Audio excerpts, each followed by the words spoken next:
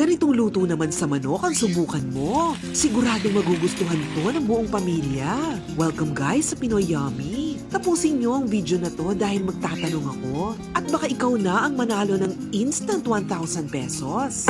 I-marinate muna ang chicken sa toyo at kalamansi. At din ang paminta.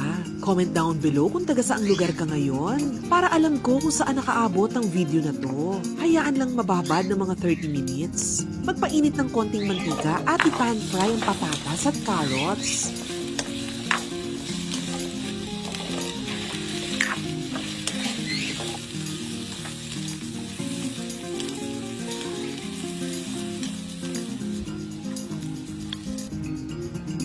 Simulan na mabangang paggisa ng bawang at sibuyas. Ilagay na ang marinated chicken. Gisahin maigi ang manok.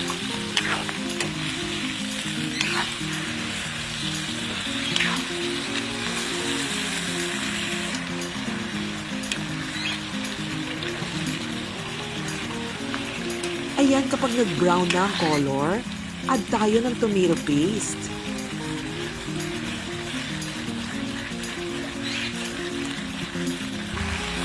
Sige lang, tuloy lang natin ang pagsangkot siya.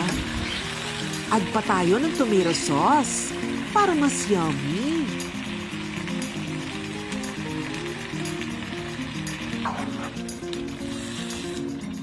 Wow, ang ganda ng pagkaka-absorb ng sauce sa chicken.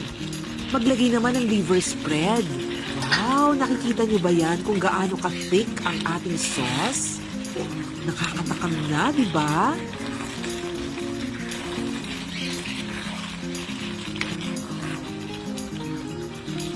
Add naman ng water. And don't forget yung marinated sauce, pampalasa yan. Mix lang ng maigi.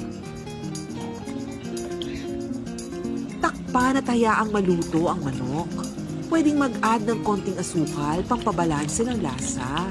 Kung nanonood ka pa rin hanggang ngayon, it's a sign na nag-e-enjoy ka, kaya comment down below. I love Pinoy Yummy! Siling labuyo sa mga mahihilig sa maanghang. Ilagay na mga na-pan-fried na patatas at carrots. Add na rin ang bell peppers. Uy, ito na ang question. Baka ikaw na ang manalo ng instant 1,000 pesos. Comment mo nga sa baba, ano ba talaga ang pagkakaiba ng kaldereta at mechado? Afritada, pochero o asado? Share and comment down below kung anong opinion nyo. At baka ikaw na ang mapiling winner ng instant 1,000 pesos. Napaka-yummy! Kulay at amoy pa lang, nakakatakam na talaga. Ano pang hinihintay mo? Gawin mo na to para ma-share natin sa ating mga kababayan ang mga yummy recipes. And don't forget to follow our page, Pinoy Yummy, para mas yummy!